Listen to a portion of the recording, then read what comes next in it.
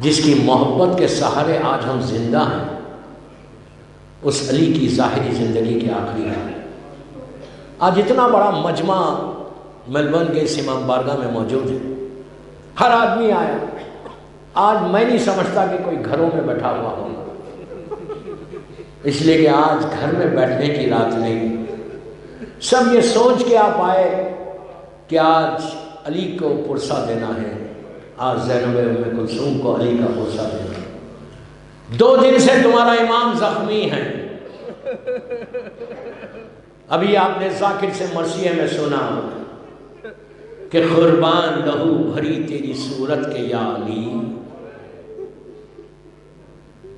کہ میرے مولا کا چہرے پہ وہ خون تھا جب ضربت لگی، ایسا خون بہہ رہا تھا کہ دونوں کوہنیوں سے خون بہنے لگا۔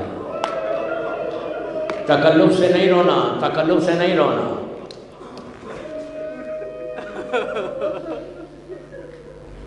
جب مولا غش کھا کے گر گئے، امام حسن نے نماز پڑھائی، چاہنے والوں نے ابن ملجم کو پکڑا اور اس ظالم کو پکڑ کے جب لایا تو ظالم کے ہاتھوں میں رسیاں بندھی ہوئی تھی۔ میرے مولا نے سر کو اٹھا کے اتنا پوچھا، کیا میں تیرا برا امام تھا؟ بس یہ کہنا تھا اور اس نے سر کو جھکا لیا۔ تو اس حالت میں بھی علی ایسا مشکل کشا ہے، کہنے لگا کہ اے بچوں اس کی رسیوں کو کھول دو۔ کوفے میں رسیوں کو کھلوا کے علی نے بتایا کہ میں اپنے قاتل کی رسیاں کوفے میں کھلوا رہا، لیکن ان ظالموں نے اسی کوفے میں زینب کے بازوؤں میں رسن باندھی ہے۔ مولا آباد رکھے، آپ کی آوازیں بلند ہو گئی، آپ کی آوازیں بلند ہو گئی۔ سیدانی کی کے ہاتھوں میں رسیاں بندھے ہوئے تھے۔ دوستو 19 کا دن گزرا، 20 کا دن آیا، آج کا۔ میرا مولا اتنا کریم، اس کے کرم کا، علی کے کرم کا اس سے اندازہ لگا کہ سب جانتے ہیں کہ امام حسن کا بہت بڑا دسترخوان تھا۔ مولا زندگی کیسے گزارا تھا، دیکھو اتنا بڑا دسترخوان مولا حسن کا کہ مدینے میں امام حسن کا دسترخوان مشہور تھا۔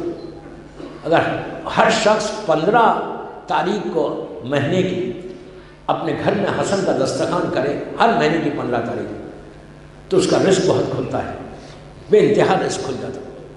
اپنے گھر میں سفرہ بچھائے اور 15 تاریخ کو امام حسن کی نظر دے، 2 آدمی، 3 آدمی، 4 آدمی، جتنی فیملی ممبرز ہیں سب بیٹھ کر رزق کا، پورے مہینے کا رزق اس کا کھلا ہوا رہتا۔ اگر 15 تاریخ کو ہر مہینے کی مولا حسن کی نظر دے۔ مولا حسن کا دسترخوان بڑا مشہور تھا مدینے کا۔ مولا کوفے کی مسجد میں بیٹھے ہوئے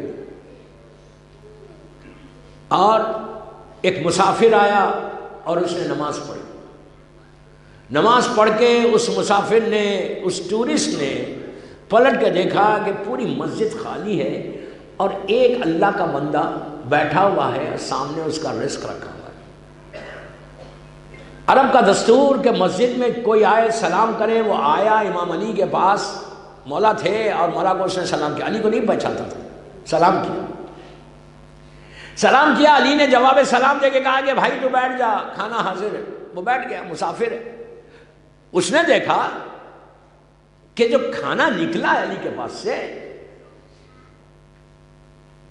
ایک گٹھی میں کچھ روٹیاں ہیں اور سخت روٹیاں، اور سامنے ایک پانی کا جام رکھا۔ علی نے اس روٹیوں کو اس کے سامنے پیش کر کے کہا کہ اس سے کھا لے۔ وہ روٹیوں کو دیکھتا ہے اور پانی کو دیکھتا ہے۔ علی اپنے ہاتھ سے سوکھی روٹیوں کو توڑتا ہے، پانی میں ڈبوتا ہے، کھاتا ہے۔ اس نے کھانے کو دیکھا، علی کے چہرے کو دیکھا، پہچانتا نہیں تھا، دل میں سوچنے لگا کتنا غریب ہے یہ، کتنا غریب ہے کہ اس کے پاس کھانے کو روٹی نہیں ہے۔ خاموش اٹھا، کہا یہ کھانا تجھے مبارک ہو، میں تو علی کے بیٹے حسن کے دسترخوان پہ جاؤں گا۔ وہ وہاں سے نکل کے مولا حسن کے دسترخوان پہ آیا اور آنے کے بعد وہ اپنے برتن کو بازو رکھتا ہے، ایک لقمہ خود کھاتا ہے اور ایک لقمہ اس برتن میں رکھتا ہے، ایک لقمہ کھاتا ہے، ایک لقمہ برتن میں رکھتا ہے۔ کچھ دیر کے بعد امام حسن کی نگاہ پڑی تو حسن نے کہا کہ بھائی تو یہ کیا کر رہا؟ کیا تو اپنی بیوی بچوں کے لیے اگر لے کے جانا چاہتا تو بتا دینا، ہم دے دیں گے تجھے ساتھ، پہلے اپنا کھانا تو کھا لے۔ اس نے کہا نہیں مولا، میں اپنے بیوی بچوں کے لیے نہیں لے کے جا رہا، میں نے ابھی مسجد کوفہ میں ایک ایسے بندے کو دیکھا کہ جس کے پاس کھانے کو نہیں ہے، سوکھی روٹیاں ہیں، پانی میں ڈبو ڈبو کے کھا رہا۔ حسن رونے لگے، کہنے لگے تو جانتا ہے وہ کون ہے؟ وہ میرا بابا علی ہے۔ اس کا ہاتھ پکڑا، پکڑ کے اندر لے کر جا کے کہا کہ ہم بھی یہ کھانا نہیں کھاتے۔ مولا آباد رکھے، مولا آباد رکھے، مولا تم کو آباد رکھے۔ اسی طرح غصہ دینا آج رونے کی رات ہے، رونے کی رات ہے۔ یہ میرا مولا تھا، سوکھی روٹیاں کھانے والا علی۔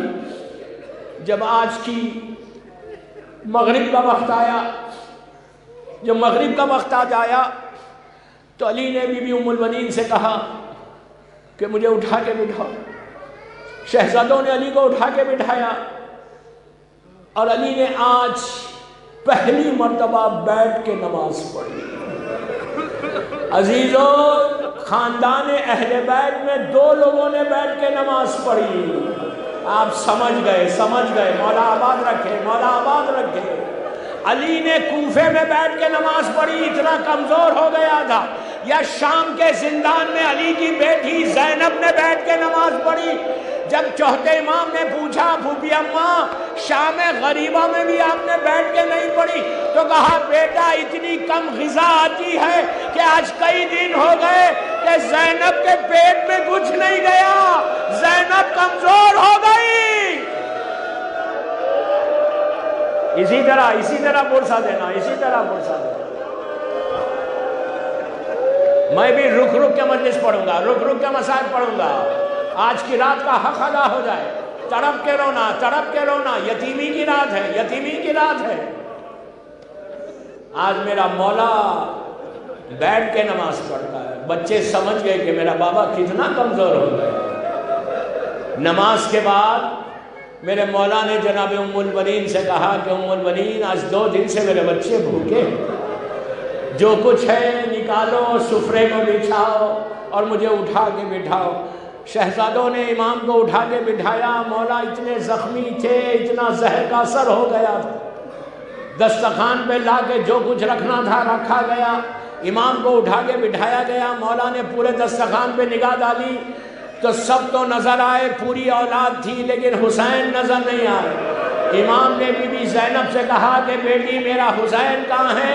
تو کہا بابا حجرے میں رو رہے ہیں۔ کہا میرے بچے کو بلاؤ۔ حسین کو بلایا گیا، علی نے اپنے پہلو میں بٹھایا، اپنے ہاتھ سے ایک لقمے کو توڑا، حسین کے منہ کی طرف لے کے جا کے کہا اے کربلا کے بھوکے، باپ کے ہاتھ سے آخری مرتبہ کھا لے۔ مولا آباد رکھے، مولا آباد رکھے، مولا آباد رکھے، مولا آباد رکھے۔ رات ڈھلنے لگی، یہ رات ڈھلنے لگی۔ علی کو غش پہ غش آتا تھا، کبھی غش سے فاقہ ہوتا۔ پوری اولاد مولا کے بستر کے قریب ہے۔ میں نے اتنی آسانی سے کہہ دیا پوری اولاد۔ زینب علی کے پینٹی کھڑی ہوئی، باپ کے پیروں کو تھام کے بیٹیاں کھڑی ہوئی، حسن اور حسین سرانے۔ وقت گزرا، مولا نے امام حسن کے ہاتھ میں سب کا ہاتھ دیا۔ پھر ام البنین جب روئی تو حسین کا ہاتھ عباس کے ہاتھ، عباس کا ہاتھ حسین کے ہاتھ میں دیا اور کہا کہ عباس اپنا آقا سمجھنا، اپنا امام سمجھنا۔ وقت گزرا، علی نے حسین کو بلایا، حسین کو بلا کے وصیتیں کی۔ وصیت کرتے کرتے جب حسین کی وصیت تمام ہو گئی تو آخر میں علی نے زینب کو بلایا، شہزادی ام کلثوم کو بلایا، بی بی ام کلثوم سے گفتگو ہوئی، پھر شہزادی زینب سے، شہزادی زینب سے کچھ باتیں کرنے لگے آہستہ آہستہ. ایک منزل پر علی کی آنکھوں میں آنسو جاری ہو گئے، روتے ہوئے آگے بڑھے اور زینب کے بازوؤں کو بوسہ دیا. بس بس بس میں نے مجلس ختم کری. بوسہ دیا. میں آگے نہیں بولوں گا آج کی یہ مجلس میں، کل کی مجلس میں بولوں گا کیا ہوا تھا. بوسہ دیا اور اس کے بعد زینب کو قریب بلایا. قریب بلا کے آہستہ سے کچھ کہا تو زینب نے روتے ہوئے باپ کے چہرے پہ ایسا ہاتھ رکھا، ماتھے کو چوم کے بابا سے کچھ کہا. اب جب کہا تو علی نے سر کو ہلایا کہ ٹھیک ہے بیٹی جو تم کہہ رہی ہے وہ کہا. کیا کہا زینب نے؟ زینب نے کہا بابا ہر مصیبت میں صبر کروں گی لیکن جب بھی میں پکاروں مدد کو آنا، جب بھی میں آواز دوں بابا میری مدد کرنا. زینب نے کوفے میں نہیں پکارا، کوفے میں علی کو آواز نہیں دی، کربلا پہنچی نہیں پکارا. کربلا میں شام غریبہ خود علی آ گئے اور آ کے کہا بیٹی جاؤ آرام کرو آج علی پہرا دے گا. زینب نے نہیں پکارا. کوفے میں داخلہ ہوا، زینب نے نہیں پکارا. لیکن جب شام پہنچی، بازار سے گزری، مولا آباد رکھے، مولا آباد رکھے، مولا آباد رکھے. اسی طرح پرسا دو، اسی طرح پرسا دو. بازار سے گزری بی بی اور جا کر باب السعد کے پاس ٹھہر گئی. باب السعد یہ وہ دروازہ ہے جہاں 12 گھنٹے تک زینب کھڑی ہوئی تھی. دربار سجایا جا رہا تھا. عزیزو جب صبح کا وقت آیا، دربار میں جانے کا وقت آیا تو زینب نے دربار پہ نگاہ ڈالی، کہا میں دربار میں نہیں جاؤں گی. بی بی بیٹھ گئی. ساری بیویوں نے زینب کو گھیر لیا. شمل تازیانہ لے کے چوتھے امام کے پاس آیا، کہا سید سجاد اپنی پھوپھی سے کہو کہ دربار میں چلے. امام توق و زنجیر کو سنبھالے ہوئے آئے اور آ کے یہ نہیں کہا پھوپھی اماں دربار میں چلیے، بلکہ کہا پھوپھی اماں ذرا بابا کے سر کی طرف دیکھیے. اب جو زینب نے حسین کے سر کو دیکھا، حسین کی آنکھوں سے آنسو جاری تھے. کہا بھیا رو مت، رو مت، رو مت، زینب دربار میں جائے گی. اب زینب نے نجف کا رخ کیا. بابا زینب دربار میں جا رہی، بابا میری مدد کر.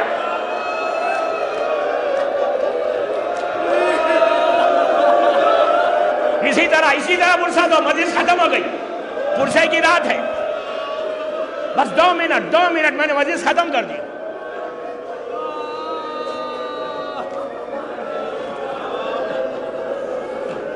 اس وقت زینب نے کہا بابا میری مدد کو آؤ.